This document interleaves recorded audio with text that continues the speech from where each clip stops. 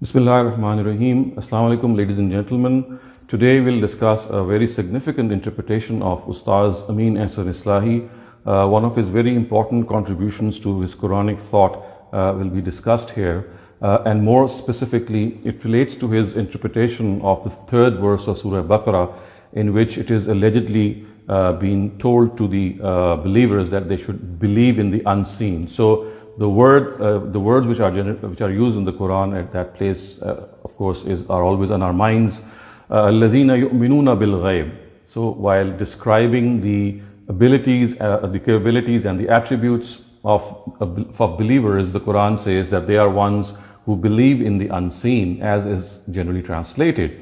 And this, of course, has given rise to this notion that believers are those who believe in the unseen. And of course, this further gives rise to this thought that whatever is unseen has to be believed in, even if one is not absolutely convinced of it. Ustaz Amin Ahsan Islahi has interpreted this verse in a different way and has actually presented parallels from the Quran itself and told us how it has an entirely different meaning, which is much more logical and much more preferred if we keep the whole corpus of the Quran in our mind and before us. And it also needs to be understood that he has actually presented, as I said, these parallels from the Quran which support his view. And his translation of the word of this verse would be that they are believers who believe while being unseen, while remaining unseen. It's not that they believe in the unseen, but they believe while remaining unseen, while remaining in the ghaib.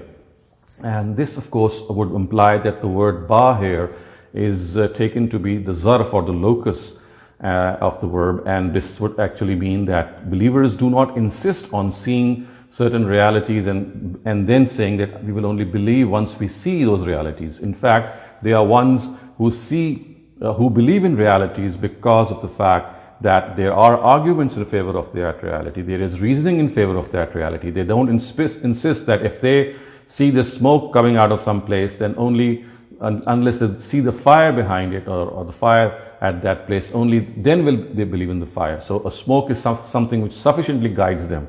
Similarly, there are so many other things which guide a person in which he believes something without seeing it. Force of gravity, for example, is something which we know is something which exists in this universe, and we have never seen that force, but we still believe it because of its effects on us. So Ustaz Amin Ahsan Islahi says that this verse basically tells us that believers are those people, are those beings who believe in certain things without seeing them, or while they are unseen to them.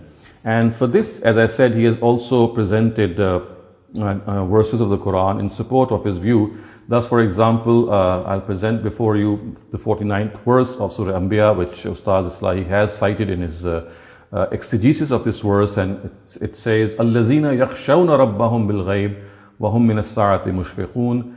And people who fear their Lord unseen, and who fear the horrors of the Day of Judgment. So who fear the Day of Judgment. So again, as you can see, here the word ba is the locus of the person, that he does not demand that thing to be seen, and whatever is believed in is something which he may not be seeing, but the fact is that he believes in that thing because reasoning and because of arguments in favor of that thing are very strong. Another verse which he has presented in support of his view is إِنَّمَا تُنْزِرُ الَّذِينَ يَخْشَوْنَ رَبَّهُمْ بِالْغَيْبِ وَأَقَامُوا الصَّلَاةِ.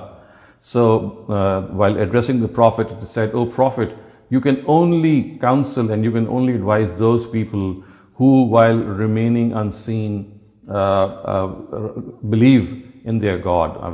Without seeing their God, they believe in Him. They are in a place where they cannot see God, and God is in a place where they cannot see Him, and in spite of this, they remain believers in God because there are arguments in favor of God. So you can see, dear viewers, that this interpretation has a very significant import. It tells us that the real thing is cognizance of of unknown things, of things in which we are made to profess our belief without actually demanding them to see these things. And if this is the case, then of course we know that faith becomes something which can be communicated to other people, because when we are believing something because of a certain reason in favor of that, then what we are doing is that we are also able to communicate that reason to other people. So it's like establishing a line of communication through reasoning. Otherwise, the normal or general interpretation of this verse is in which the letter ba is taken to be the object, and therefore it actually means that they believe in the unseen. The translation which is generally done as a result is that they believe in the unseen, and or they believe in the al-ghaib.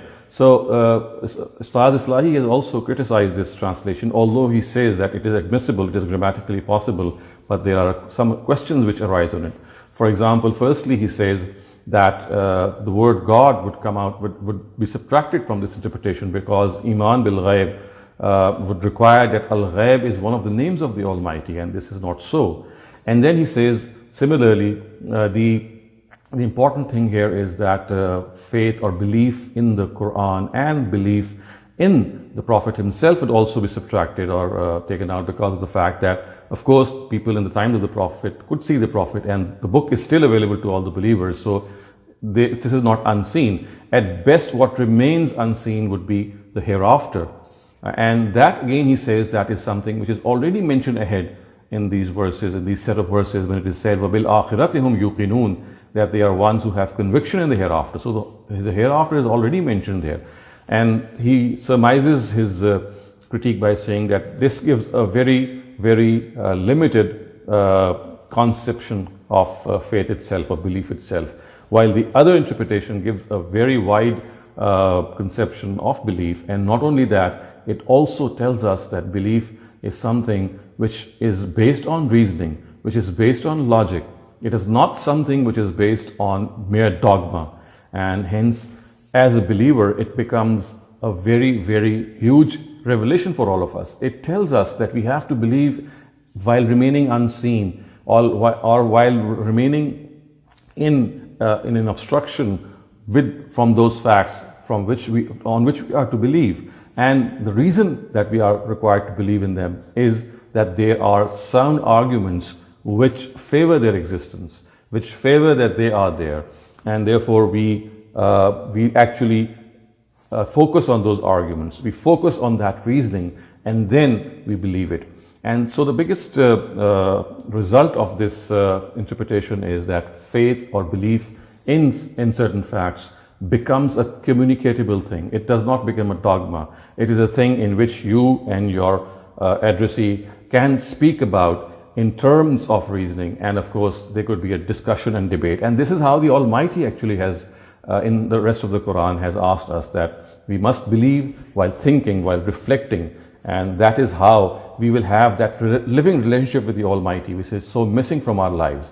Until we have that living relationship with the Almighty, and until we have that feeling that we are believing something after being convinced of that thing, we will never have that conviction in the things that we believe. So I would say this is a very important contribution of Ustaz Amin Ahsan Islahi, and let us reflect once again on how he has actually changed our whole approach towards understanding this verse. أقول قولي هذا واستغفر الله لي ولكم ولسائر المسلمين والمسلمات.